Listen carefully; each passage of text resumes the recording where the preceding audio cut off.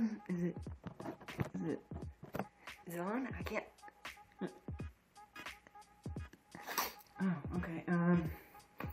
Hi. No, don't say hi. Why would you say hi? Oh, I didn't see you there. When I was younger. Oh. Alright, Curtis, you can do this. Come on. Get hyped. When I was younger, why am I doing it so excited? 2, 3, 4, 5. When I was younger, I always asked questions. What? What do you want?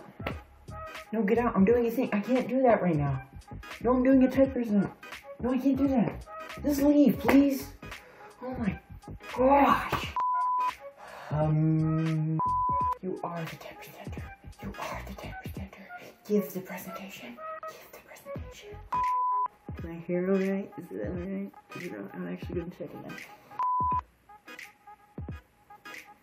No, I didn't see you there. I was just enjoying a drink. You see, when I was younger, I always asked questions. Alright, real time now. Alright, real time. At the one where I drank bleach. That was nice. You see, when I was younger, I always asked questions. I was fascinated by everything around me because it was all new and exciting, and I wanted to learn as much as I possibly could. One of my favorite things to do was play the why game. For those of you who don't know what this is, I'll demonstrate it. I would ask my dad things like, Dad, why is the sky blue? And then he would say, because the light in the sky is blue. Well, why? Because the air makes the light change color. Why? Because that's how light works. Well, why? We talked about this. When you have questions like this, go ask your mother. I like all the parents in the audience are going, yeah, that's their lives. But when I started growing up, I stopped asking as many questions, and I definitely stopped playing the why game. I still wanted to learn, but most things started to feel normal and uninteresting. But this is the opposite of what is true. Even the most basic thing we use on a daily basis can be extraordinarily complex. Like this, a pencil. It's just a pencil, but the amount of work that goes into producing just one of these is insane. Multiple companies, hundreds of pounds of wood, graphite, rubber, thousands of workers, and millions of consumers go into being able to buy just this one pencil. So my argument is that we don't ask quite enough questions. I think that as we get older, we should always be learning new things and becoming experts in the things we care about. And a good way to do this is by playing the why game. And I wanted to test myself on the thing I should know the most about and see what happens when playing the why game. The subject I chose to test was human nature, because that, and also because I'm a human, so I should understand them pretty well, right? So I call this why we do what we do. So I'll start simple. Why do we eat? Well, we eat because we get hungry. Why do we get hungry? Because it's our body telling us we need food. Why do we need food? So we don't die. Why do we not want to die? All right, so I found the line. Okay, that's the line I will not cross. So that will go on the list. Why do we do what we do? So we don't die. But there's a flaw in this logic. We eat because we get hungry. And I don't know about you guys, but there have been many times where I didn't really need, technically, to eat that third piece of cake, but I still did, and that means I had some alternative motive. And the motive was that the cake was just so dang good. So it becomes, why do we eat? Because it tastes good. Well, why do we want things to taste good? Because it's a good feeling. Why do we want to feel good? To make life more enjoyable. Why do we want life to be more enjoyable? So we don't want to die. So this means having the will to survive, but that will to survive is only there because we enjoy life. So we'll just put that down as to make life more enjoyable. How about, why do we wear clothes? Well, we wear clothes to keep warm for two reasons: so we don't die, and so we don't feel the unpleasantry of cold, but it splits. Why do we wear clothes? To look good, keep it sharp. And then why do we want to look good? Because it makes us feel good about ourselves. And then it splits again. Why do we want to look good? So others find us more appealing. And then why do we want others to find us more appealing? So it's easier to attract a mate. Why? To mate. Why? To make babies. But why do we want children? This is another full stop, because there's no rational reason to have a child. I know. So think about it. Imagine if I tried to sell you a thing that costed tens of thousands of dollars, and all it did was eat all your food, take up 70% of your free time, got in trouble, made you lose sleep, and it made you put in hundreds of painstaking hours just raising it and trying to make it a half-decent human being. And right as all that money and time was about to pay off, it made you give it even more money, and it left you for college, only coming back to visit on holidays and special occasions. And if you ask me, that sounds like the worst infomercial I've ever heard. And that's pretty impressive, because I watch a lot of late-night TV. But despite all of that, there are still somehow 7 billion of those things on our planet. Anyway, so far our list is made up of so we don't die, to make life more enjoyable, and to make babies. And little spoiler here, but this is the full list. I'm unable to find anything else that is not fueled by any of these 3 basic driving factors. And for those of you who think that this can never be the case, I'd like to show you this. This is called Maslow's hierarchy of needs.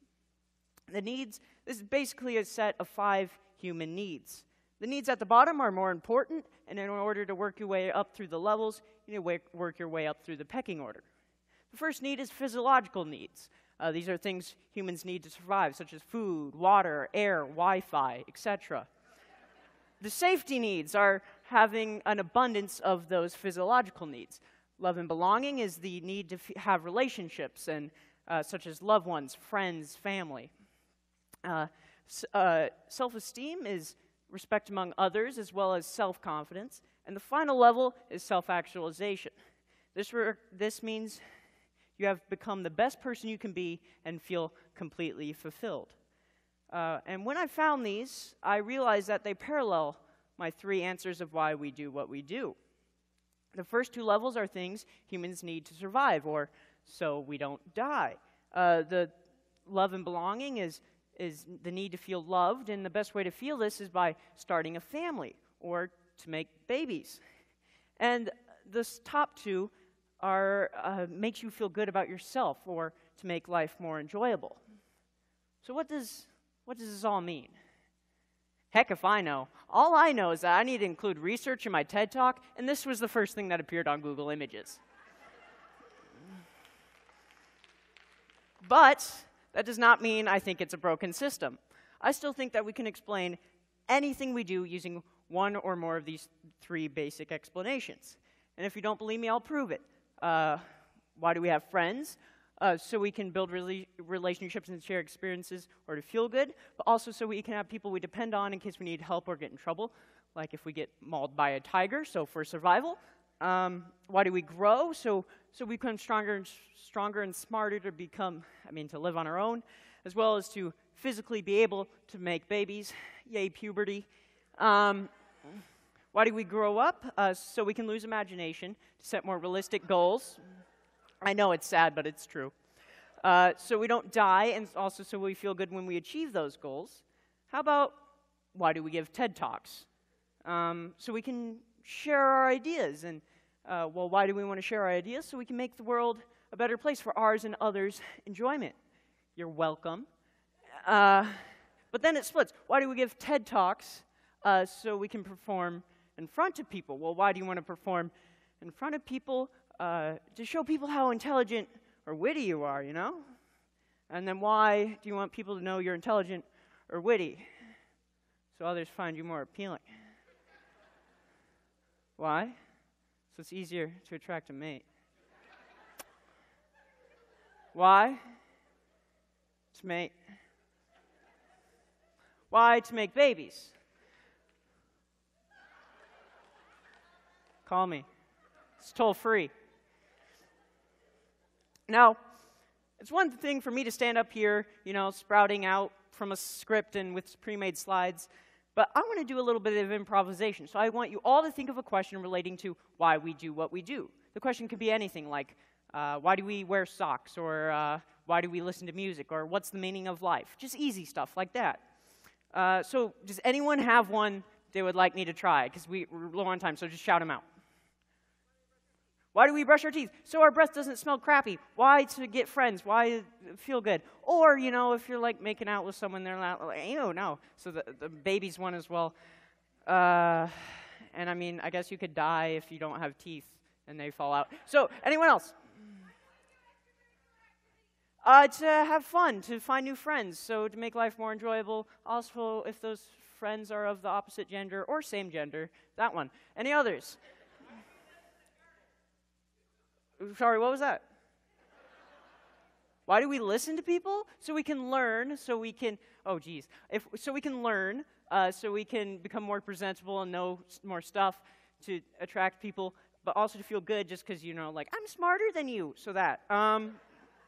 And we're low on time, so this has all been fun and games, but it's time to get serious. Tech, can I get some mood lighting? Perfect, all right. So, why does this matter? What's the point of knowing why we put jam on toast? Why don't we just put the jam on the toast? And to be honest, I don't think there is a point to knowing why we do what we do. So, why should you care? Well, the reason I shared this all with you was to make you ask questions. Where that question is, how is a pencil made? Or why do I play the piano? Or should I give the TED presenters a Starbucks gift card? The topic tonight is being human. And being a human, to me at least, means trying new things, changing, and adapting. But the only way to adapt is to learn. And the only way to learn is by asking questions. I want to end this talk with my favorite quote. As the great Greek philosopher once said, why? Thank you.